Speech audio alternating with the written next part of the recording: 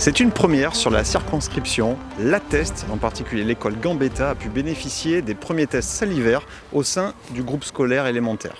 On savait, enfin, la direction académique savait qu'un grand nombre de parents, ils étaient à peu près au même chiffre, à peu près à 80%, étaient satisfaits de pouvoir bénéficier de ces tests salivaires.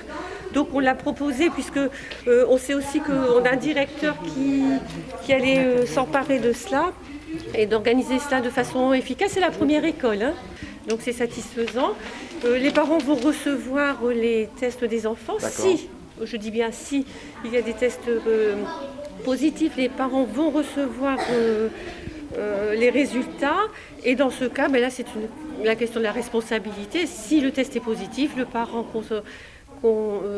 contacte son médecin de famille et reste isolé pendant 10 jours avec l'enfant. L'enfant doit rester isolé pendant une dizaine de jours s'il est positif. Mais les parents vont recevoir les Donc ce qui veut dire qu'on aura les résultats dans la journée là.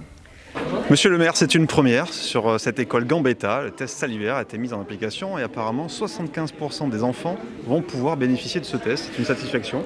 Oui, d'abord c'est une satisfaction parce qu'effectivement c'est une première plus particulièrement sur le bassin. C'est ce que vient nous dire Madame Birou, inspectrice à Académie. Donc ils sont en train de faire ce test salivaire sur les enfants. 75% des parents ont donné leur autorisation puisque c'était ce qui était convenu, il fallait une autorisation des parents. Donc ça amuse les enfants apparemment et ça va permettre d'avoir une photographie d'un endroit, notamment nous de la commune. Donc c'est vraiment pour nous un plaisir que ce soit sur notre commune que se fasse ce premier test grandeur nature pour les enfants. Voilà. Alors, ça a été dur ce test ? Non.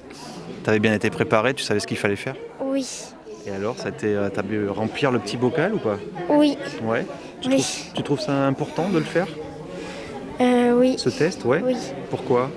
Parce que si une personne a le Covid, Ouais. Il peut contaminer les autres ? Oui. C'est ça que tu veux dire ? Ben oui. Oui, il peut être mort. Il peut mourir aussi, en effet, tout à fait. Il y a des gens autour de vous qui l'ont eu, la Covid ? Non ? Vous n'en connaissez pas ? Bon, tant mieux, mais en tout cas, il faut quand même continuer à se protéger, à porter le masque, à respecter les gestes barrières. Vous y arrivez toute la journée ? Oui ? Oui. C'est quoi les gestes barrières ? C'est se laver les mains, Ouais. tousser dans le dos, Dans le coude ? dans le coude Ouais. et aussi On se mouche dans un mouchoir à usage unique, des choses comme ça, c'est ça ? Bon, je sais que tu sais les faire. Hein. Oui. C'est peut-être plus dur à verbaliser. Bon, ça vous a pas fait peur ? Non. Tout va bien ?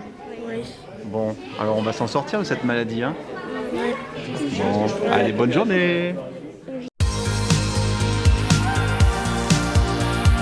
Dans quelques instants. Ça va Chris ? Bon, je t'ai réservé une belle surprise.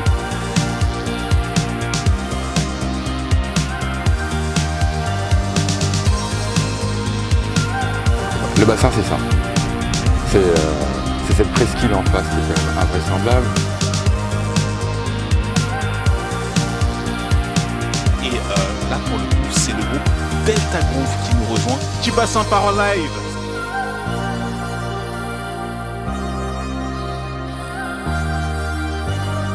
Ils vous foulons le président et nous explique l'importance de préserver les ressources. Il est là.